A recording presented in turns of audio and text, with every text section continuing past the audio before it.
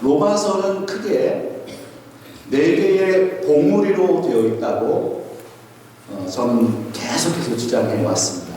그래서 로마서를 이제 강해를 이제 마무리 단계로 가고 있는데 이제 14장, 15장, 16장 남았잖아요. 이제 금방 갑니다. 로마서 1장부터 벌써 66번째 제가 강해를 하고 있는데 이 로마서를 우리가 연구하고 말씀을 듣고 또 설교하고 설교 속에서 하나님의 은혜를 누리는 이 시간 속에서 로마서의 맥을 놓쳐서는 안 됩니다. 이 시간이 그냥 지나가지 않도록 우리 인생에서 반드시 기억해야 할 이 로마서 가운데 이 4가지 봉우리를 꼭 기억하시기를 바랍니다. 우리 한번 같이 해볼까요? 첫 번째 봉우리가 뭐예요? 칭의 3봉우리. 칭의가 뭡니까? 구원에 대한 것입니다. 구원이 어떻게 온다고요? 우리의 노력으로 믿음으로 구원받는다라고 하는 성경의 가장 핵심적인 사상이죠. 믿음으로 구원을 받는다라고 하는 칭의 봉우리를 우리는 살펴보았고, 그 다음에 칭의된 사람, 하나님의 의를 경험한 사람들은 이 땅에서 어떻게 그 구원을 이룰 수 있는지에 대한 부분을 다루고 있었죠. 그게 두 번째 산봉우리였습니다. 두 번째 산봉우리가 뭐예요? 성화 산봉우리. 한번 크게 한번 해볼까요? 성화 산봉우리. 그리고 세 번째 산봉우리는요, 9장부터 11장에 있었던 주님의 주권 산봉우리. 주님의 주권이 어떻게 구원을 이루는가라고 하는 부분을 다루었습니다. 그리고 로마서 12장부터 마지막 16장까지는 무슨 산봉우리예요? 네, 크게 합시다. 나의 복음 산봉우리.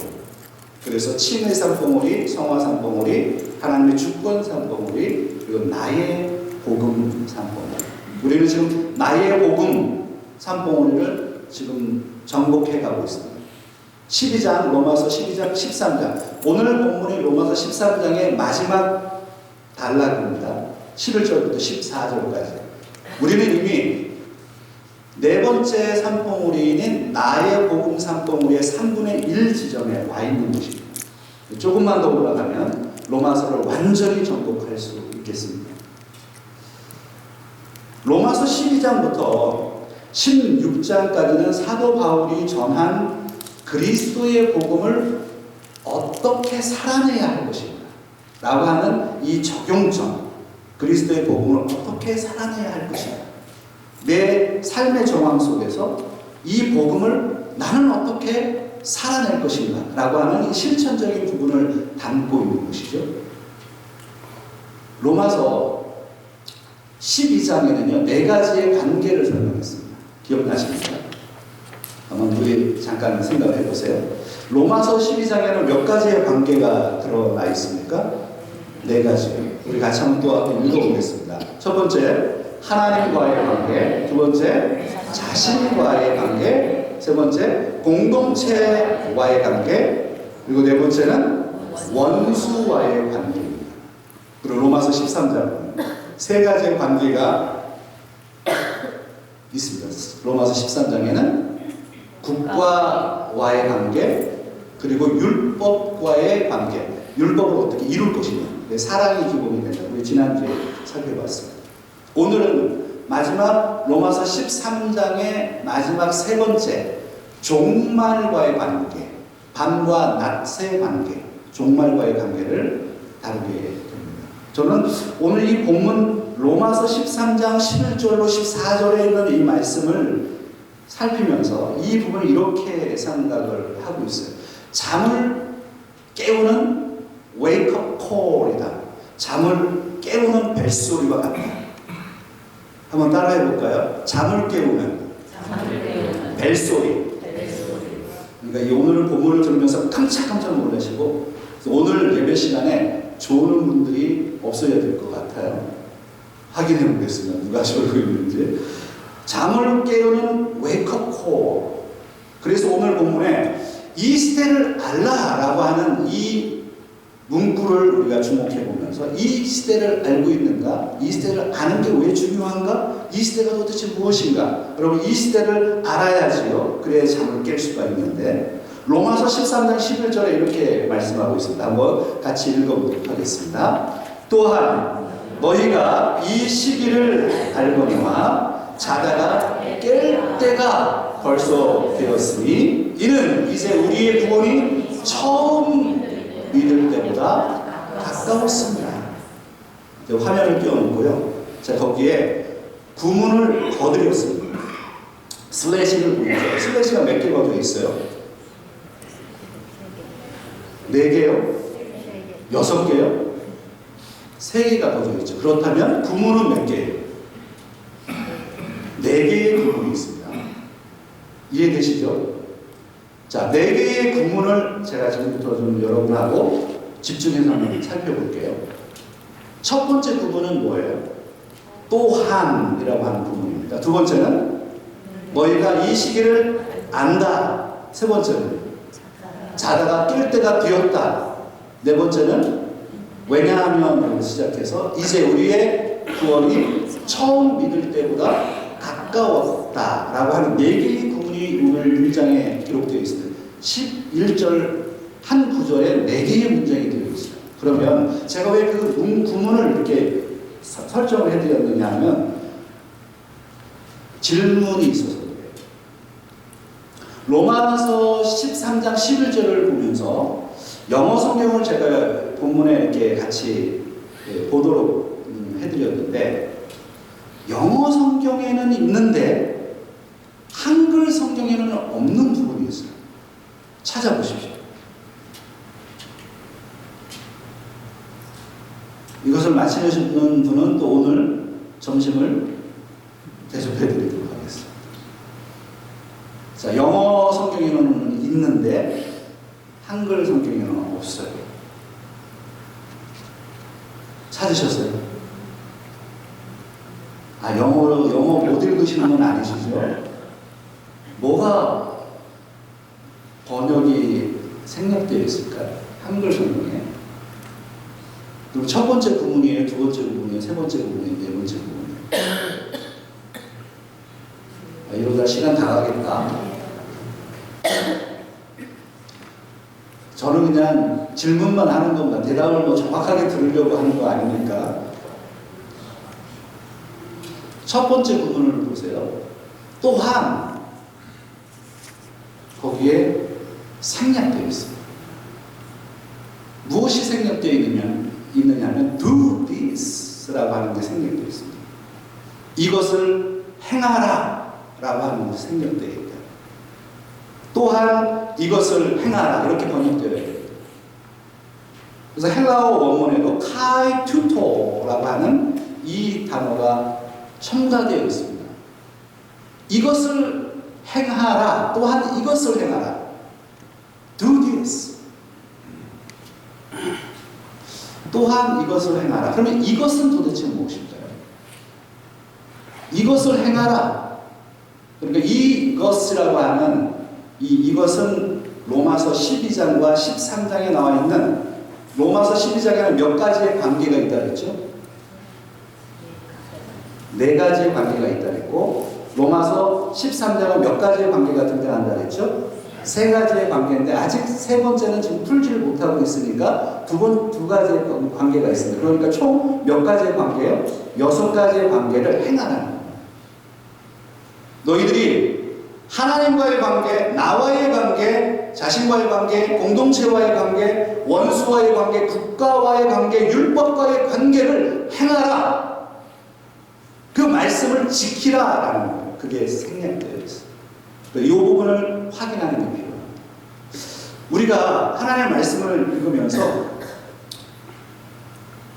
로마서 12장과 13장에 있는 이런 말씀들이 계속 나에게 말씀하시는 말씀으로 들을 수 있어요.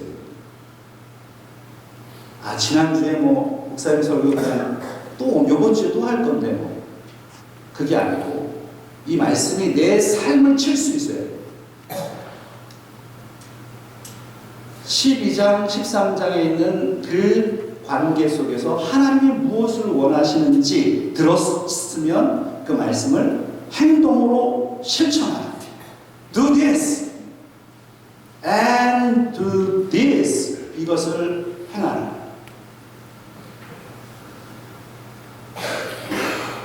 사랑하는 성도 여러분, 우리가 지금 매주일날 설교를 듣고 있고 말씀을 계속 듣고 읽고 연구하고 제 설교만 듣는 것도 아니고 유튜브에 또 목사님들 설교도 듣고 많은 것들을 듣고 있습니다.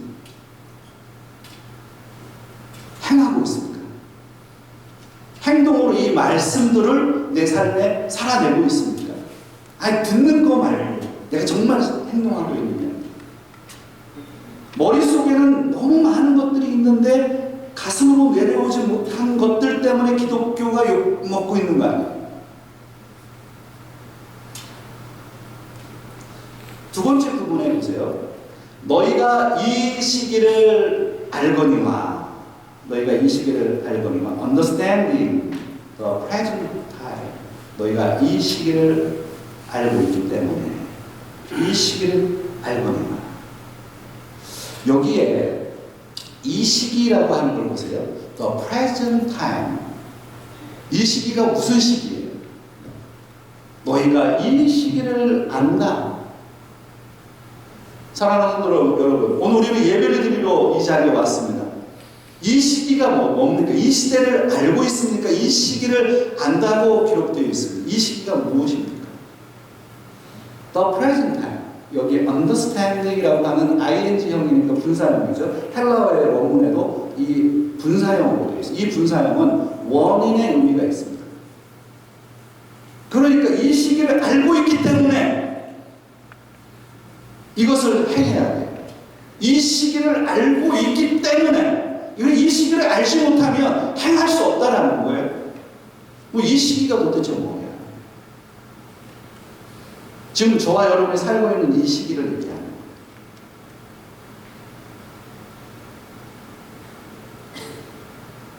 여기 이 시기는 헬라어로 카이로스를 사용했습니다. 이제 카이로스는 뭐냐면 이 시간을 이야기할 때 크로노스와 카이로스가 있습니다.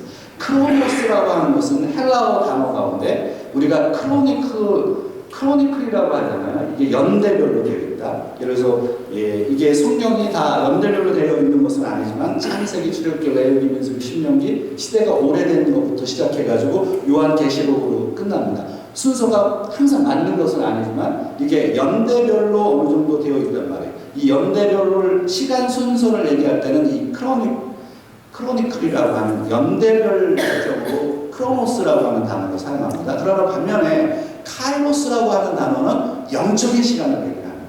예수 그리스도의 종말론적인 시간, 구원의 때, 종말의 때를 이야기할 때 이 카이로스라고 하는 단어를 사용합니다. 여기에 이 시기를 바로 카이로스라고 표현했습니다. 그러니까 2025년 4월 오늘 며칠이요? 13일. 4월 13일 이 시기를 아는 게 아니에요. 지금 예수 그리스도께서 재림하실 때가 얼마나 가까웠는지, 그리고 종말이 초림으로부터 시작해가지고 종말이 얼마나 진행되어 있는지, 이 사이에 사탄이 교회를 얼마나 공격하는지, 이 시기에 구원이 어떻게 이루어지는지, 이 카이로스의 시기를 알고 있느냐 묻는 거예요. 우리가 오늘 살아가면서 이 시기를 알고 있는 거예요. 이 시대의 영적인 이 시대, 종말론적인 이 시대의 그 영적인 시기를 알고 있느냐고 묻고 있는 거죠. 그래서 세 번째 구문을 보세요. 자다가 깰 때가 어떻게 됐다고요? 벌써 되었다. The hour has come for you. Wake up from your slumber. 여기 slumber라고 하는 단어를 보세요. sleep이라고 쓰지 않았습니다. sleep은 잠자는 겁니다. 그냥 우리가 다 주무시고 오셨잖아요. 그게 잠이에요. 육체적인 잠입니다. slumber는 그 잠이 아닙니다. 자다가 깰 때가 벌써 되었다라고 했을 때 이 잠은 육체적인 잠을 얘기하는 게 아닙니다. 여기서 이 잠은 슬럼버는 바로 영혼의 혼탁한 상태를 얘기하는 거예요. 혼탁한 영적인 그 상태에서 깨어날 때가 되었다라는 거죠. 자다가 깰 때입니다. 혼탁한 영성을 가지고 있으면 안 됩니다. 자다가 깰 때가 됩니다. 세 가지 구문을 제가 설명을 드렸는데요. 자, 첫 번째. 자, 이렇게 한번 생각해 보세요. 따라해 봅시다. 또한 이것을 행하라. 기억하세요. 이것을 행하라. 말씀을 행하라는 거예요. 듣지만 말라는 거예요. 행동으로 옮기라는 거예요. 아무리 말씀을 많이 알면 뭐예요? 내가 믿지 않는다. 말씀을 행동으로 옮기지 못하는데 또한 이것을 행하라. 그리고 두 번째는 너희가 이 시기를 알라. 자다가 깰 때가 벌써 되었다. 그리고 마지막 네 번째 구문을 보시겠습니다. 네 번째 구문 같이 한번 읽어볼까요? 이는 이제 우리의 구원이 처음 믿을 때보다 가까웠습니다. 여기서 이는은 because예요. 왜냐하면이라고 번역을 합니다. 왜냐하면 원인과 이유가 나오죠. 왜냐하면 이제 우리의 구원이 처음 믿을 때보다 가까웠기 때문이다 라는 거예요. 왜 우리가 자다가 깨어나야 됩니까? 왜 우리가 이 시기를 알아야 됩니까? 왜 우리가 하나님의 말씀을 행동으로 옮겨야 됩니까? 구원이 가까웠다는 거예요. 그러면 한번 생각해 보세요. 여기에 구원은 도대체 무슨 구원입니까? 구원이 가깝대. 아니 구원은 우리 과거에 받은 거 아니에요? 아니, 이미 받았는데 왜 구원이 가깝다라고 표현했을까요? 아직 받은 것 같지 않은 듯한 표현을 썼네요. 그러니까 이게 도대체 이 구원은 무슨 구원입니까? 여기서 영어 성경을 표현을 한번 봐보세요. Because our salvation, 이 salvation이라는 단어를 기억하세요. Salvation is nearer now than when we first believed. 우리가 처음 믿었을 때의 그 구원보다 더 가까워졌다는 거예요.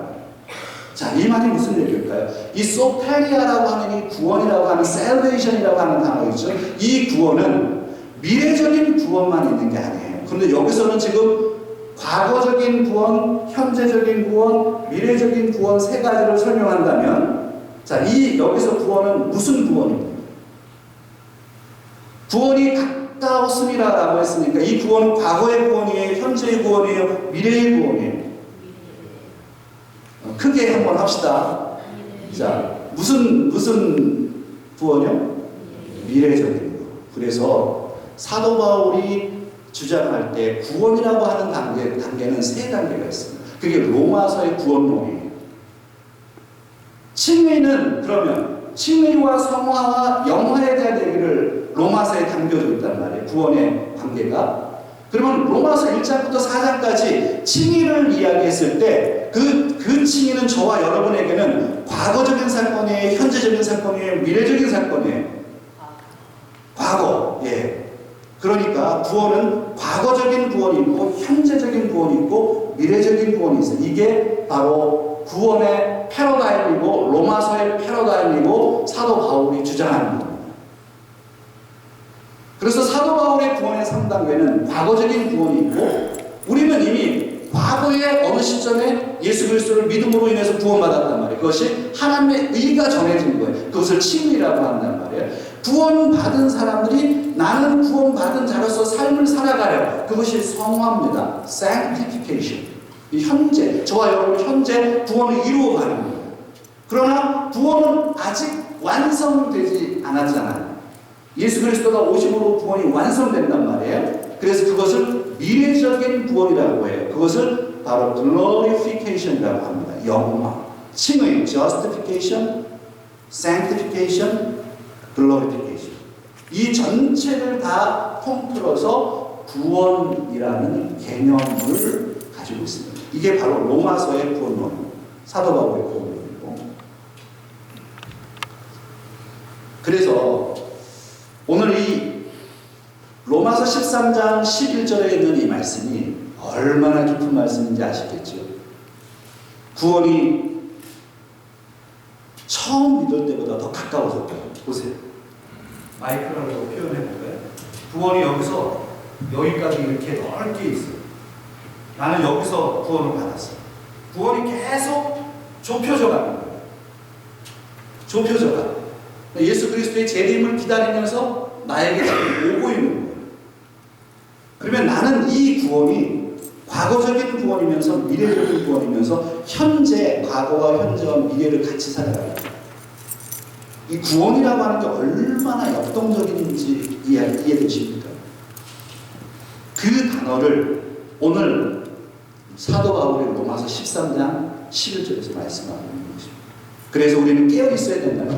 구원의 시대에 있기 때문에 구원의 시기를 알아야 되고, 사탄은 끊임없이 우리를 공격하지만 구원이라고 하는 하나님의 통치가 더 강력하기 때문에 이 사이에 끼어서 우리는 긴장 상태에 있지만 우리는 이 구원을 누리고 있다. 잠에서 깨어나야 된다. 이 구원을 경험해야 된다라고 하는 것이 이 로마서의 핵심적인 사상입니다. 이제 로마서 13장 12절로 넘어가 볼게요. 밤이 깊고 낮이 가까웠다. 밤이 깊고 낮이 가까웠다. 로마서 13장 12절에 있는 말씀을 한번 같이 읽어보도록 하겠습니다. 같이요. 시작. 밤이 깊고 낮이 가까웠으니 그러므로 우리가 어둠의 일을 벗고 빛의 갑옷을 입자. 밤이 깊고 낮이 가까웠다. The night is nearly over. The night is over. 근데 nearly 거의 끝나가는 거예요. 밤이 깊어가는 거예요. 그러면 새벽이 온다는 거죠. 낮이 가까워진다는 거예요. 밤이 깊어지고 있어요. 낮이 가까웠어요. The day is almost here. 밤이 깊어가서 밤이 끝날 시점에 낮이 almost here. 여기 있어요. 기가 막힌 말씀입니다. 밤이 깊고 낮이 가까웠어요. 그 낮에 가까웠다라는 것을 깨닫는 사람만이 어둠의 일을 벗어버릴 수 있대요. 우리가 나쁜 짓 하지 마라, 그런 짓 하지 마라 한다고 되는 게 아니에요. 사람들 얘기한다고 듣나요? 내 설교하면서 제가 느끼는 거예요. 막 설교 많이 한다고 성도들이 확확 바뀌나? 그렇지 않아요. 깨달을 수 있어야지만 변화가 되는 거예요. 밤이 깊고 낮이 가까웠다라는 것을 아는 사람, 그 사람이 어둠의 일을 벗어버린다는 거예요. 그 빛의 갑옷을 그때 입는다는 거예요. 그래서 여기 보면 밤이 깊고 낮이 가까웠다라고 하는 단어가 있어요. 가까웠다라는 단어가 도대체 뭡니까? 이 말이 뭔가요? 사도 바울의 이 언어의 탁월성, 신학의 탁월성을 이해를 해요. 낮이 가까웠으니 day is almost here. almost here. 이 말은 도대체 왔다는 거예요? 오고 있다는 거예요? 오지 않았다라는 거예요? 한번 여러분 물어볼게요.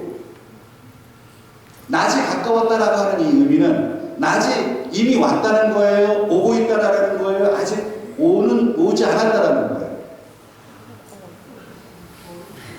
그냥 얘기를 좀 해보세요. 자, 그러면 또 이렇게 손 들라고 합니다. 잠을 깨우기 위해서. 자, 낮이 왔다. 이건 한번 손 들어보세요. 낮이 가까웠다라는 의미는 낮이 왔다라는 것이다. 아는 거 없어요? 자, 두 번째 그러면 낮이 오고 있다. 손으로 한번 표현해보세요. 낮이 아직 오고 있지 않다라고 하는 분. 이건 아무도 안 계신가요? 죄송하지만 다 틀렸어요. 왜 그러냐? 낮이 가까웠다라고 하는 이 단어에 헤메라, 앵기캔이라고 하는 단어입니다. 헤메라가 낮입니다. 데이, 앵기캔, 가까이 왔다라는 단어예요.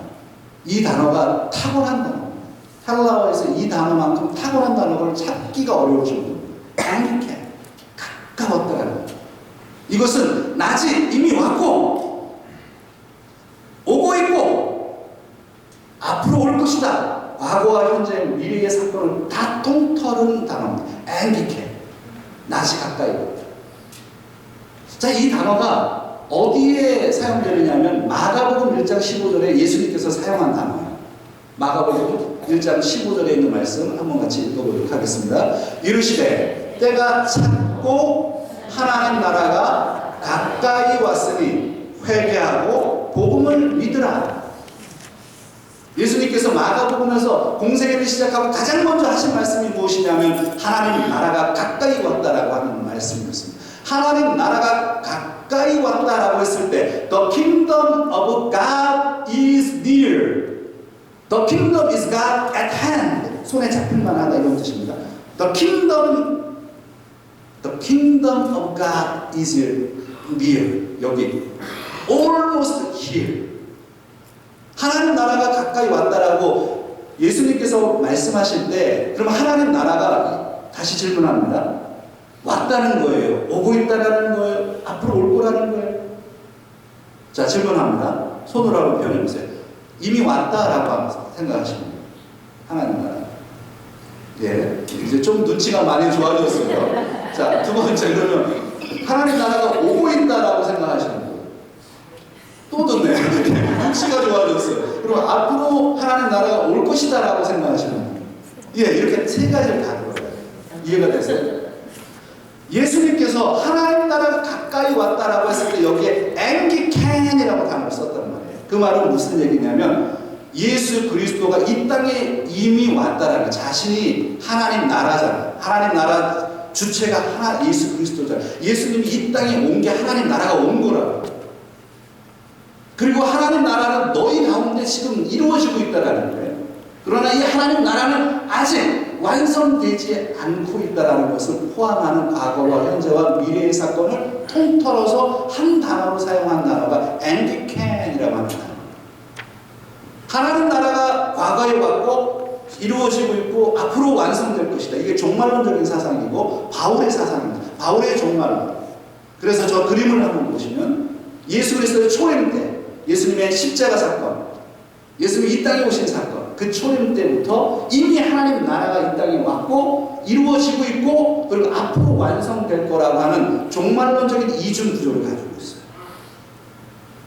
그래서 우리는 초림과 재림이라고 하는 이 어간에 살고 있는 겁니다. 다시요, 이걸 보세요. 나는 지금 예수님이 이 땅에 오셨고 앞으로 다시 오실 것이라고 하는 초림과 재림 어간에 살고 있단 말이에요. 중간에. 그래서 나는 텐션이 있는 거예요. 사탄이 공격하는 이 시기. 그래서 우리는 이 구원이 경험되어지는 이 시기. 구원이라고 하는 이 하나님의 통치와 그리고 사탄의 이 공격, 이 틈 사이에서 교회가 텐션을 가지고 있는 거예요. 저와 여러분이 여기서 스트러글을 하고 있는 거예요. 그래서 밤이 깊고 낮이 가까웠으니 잠에서 깨어나야 됩니다. 밤은 그러면 무엇입니까? 밤은 사탄의 공격입니다. 사탄의 통치입니다. 악의 세력입니다. 악의 세력이 끊임없이 국가를 통해서, 통치자를 통해서, 경제를 통해서, 어떠한 사람들을 통해서, 원수를 통해서, 재난을 통해서, 자연의 통치를 통해서 계속해서 공격한단 말이에요. 이게 밤의 세력이에요. 그런데 밤이 깊어가고 있어요. 그 의미는 무엇이냐면 낮이 이미 왔고 오고 있고 올 것이기 때문입니다. 이 말을 하고 있는 거예요. 그래서 우리는 깨어 있어야 돼요. 깨어 있어요.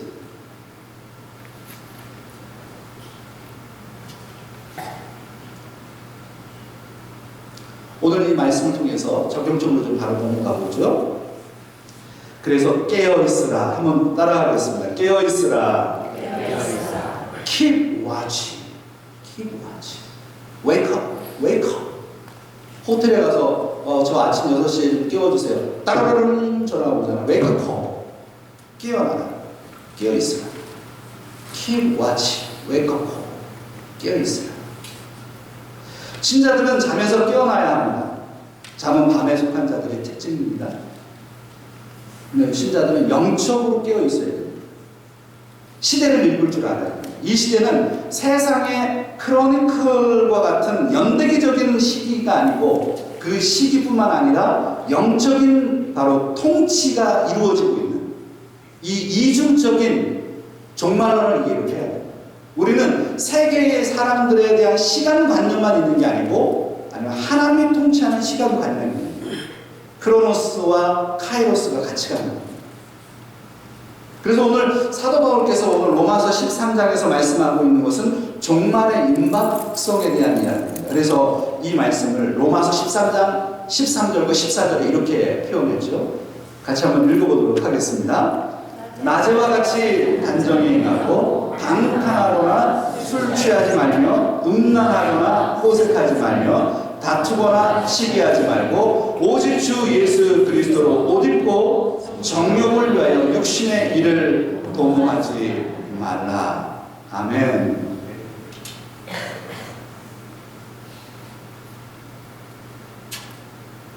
사도 바울께서 12절에 보면은요, 사람들이 밤에 어둠의 일을 한대요. 어둠의 일. The deeds of darkness. 어둠의 일을 한대요. 사랑하는 성도 여러분, 여러분들은 어둠의 일을 하시고 계십니까? 빛의 일을 하고 계십니까? 저한테도 질문하는 거예요. 어둠의 일을 하고 계십니까? 빛의 일을 하고 계십니까? 어둠의 옷을 입고 계십니까? 예수님의 옷을 입고 계십니까? 밤 속에 빠져 있습니까? 낯을 기다립니까? 빛 가운데 계십니까? 어둠 가운데 계십니까?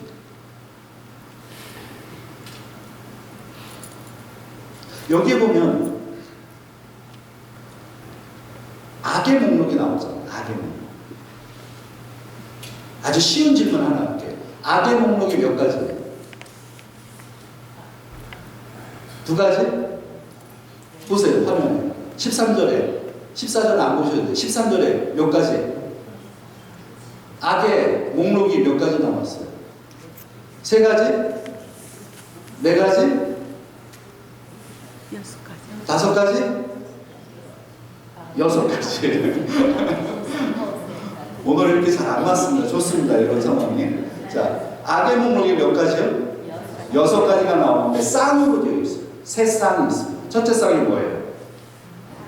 방탕과 술 취함입니다. 첫 번째 한 쌍. 두 번째 쌍은요? 음란과 호색. 세 번째 쌍은 다툼과 시기. 이해가 되시죠? 첫째 쌍과 두 번째 쌍은요, 난잡한 행동을 해요. 방탕이라고 하는 이 단어 있죠? 이 방탕이라고 하는 것은 난잡한 파티에서 흥청되는 것을 얘기합니다. 이것은 낮에 이루어질까요? 밤에 이루어질까요?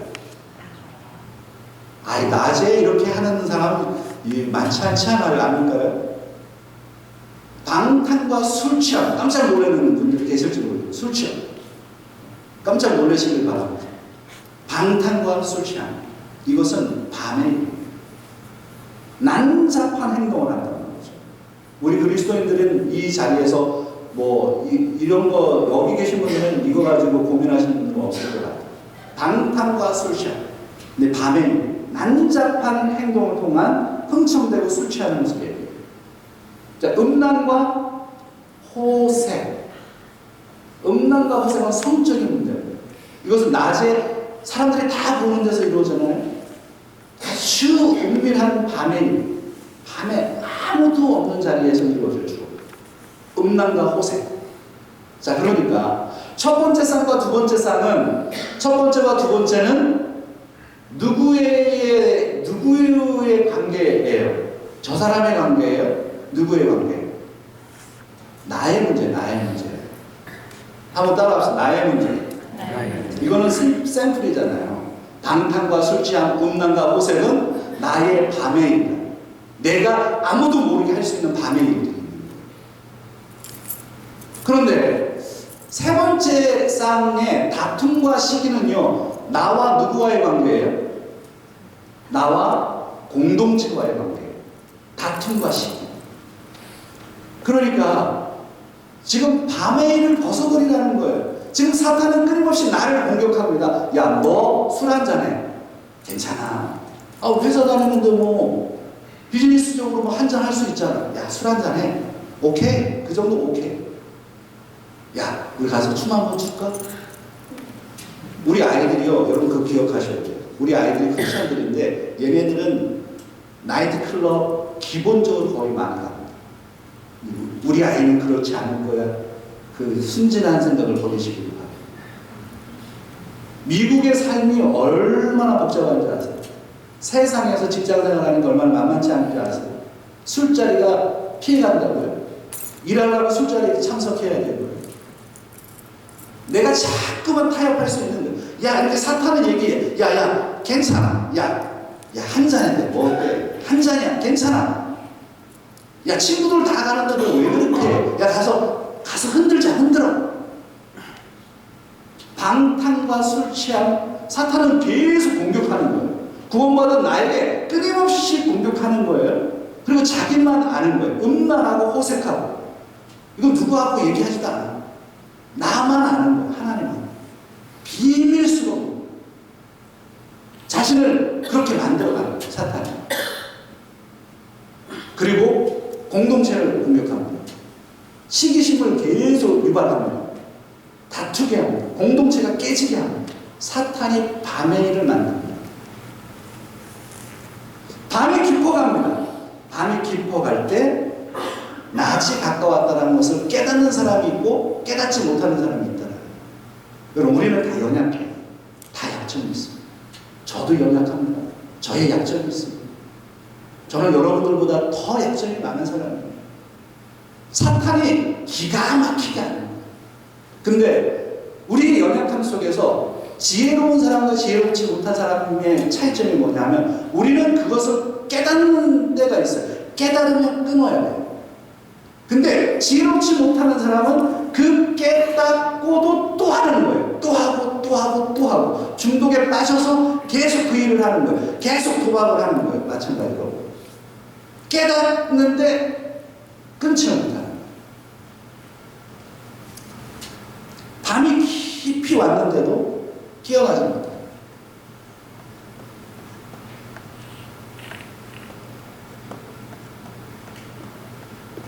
로마서 13장 13절 14절은 기독교 역사상 한 사람에게 정말 중요한 말씀이었습니다.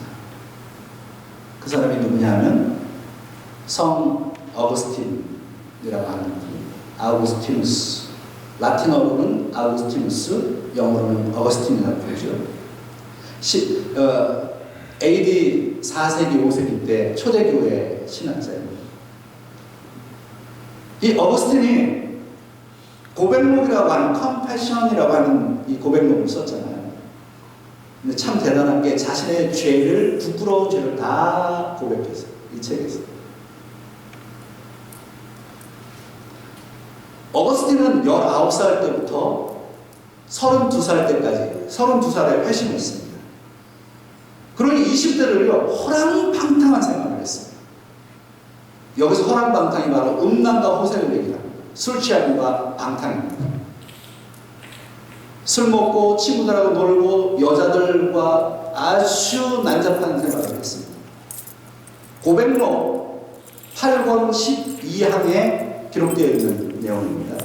어느 날 어거스틴이 자신의 기독교인이죠. 어거스틴은 엄마 모니카 아시죠? 아들을 위해서 끊임없이 눈물로 기도했어요. 그런 방탕한 아들을 위해서.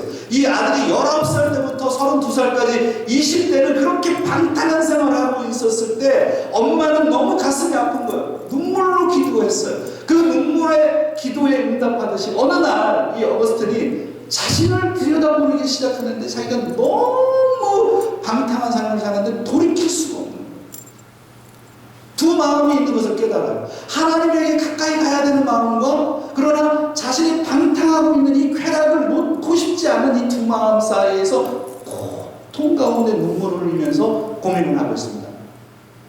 그런데 옆집에서 한 아이가 이런 이야기가 환상 가운데 들리는 거예요. 톨레 레게 집어서 읽으라 라는 뜻입니다.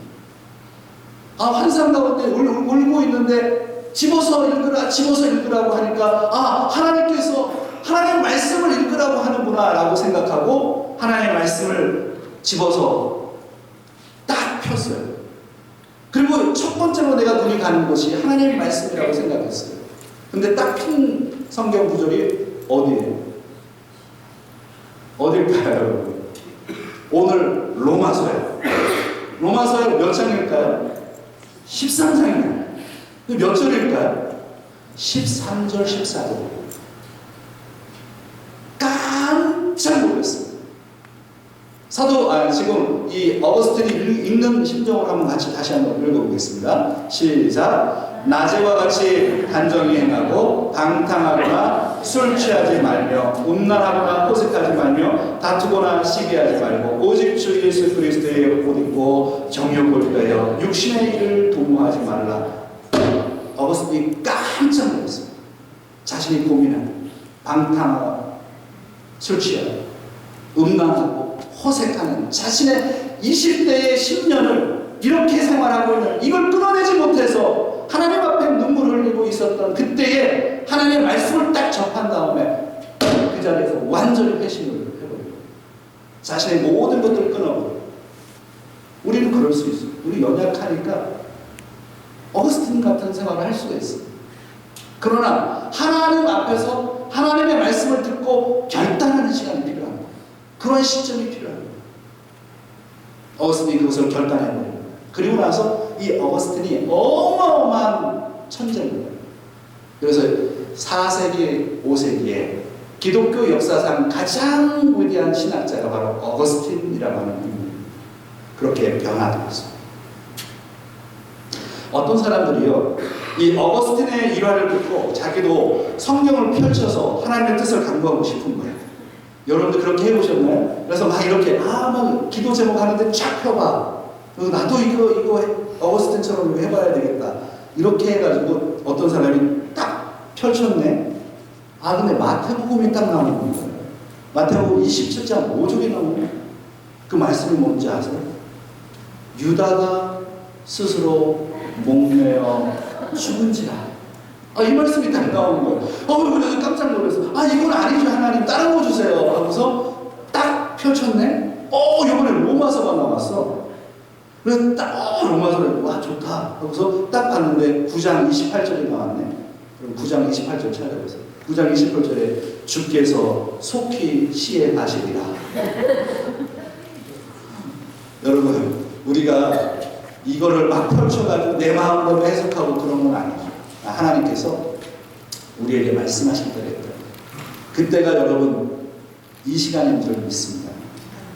오늘 이 시간에 아무와도 상의할 수 없는 내 안에 연약함이 있고 내 안에 밤의 일이 있고 어둠의 일이 있습니다. 여러분, 이 어둠의 일을 끊어내십시오. 내 안에 있는 시기심을 끊어내십시오. 내 안에 있는 질투심을 끊어내십시오. 내 안에 있는 음란과 호색을 끊어내십시오. 내 안에 있는 술 취함과 방탕을 끊어내십시오. 내 안에 밤의 일들을 끊어내십시오. 어둠의 일들을 끊어내십시오. 빛의 갑옷을 입으십시오. 예수 그리스도의 갑옷을 입으십시오. 예수 그리스도의 피를 입으십시오. 이 시대를 아셔야 돼요. 이 시대는 하나님께 가까이 가야 할 시기고 잠에서 깨어나야 할 시기입니다.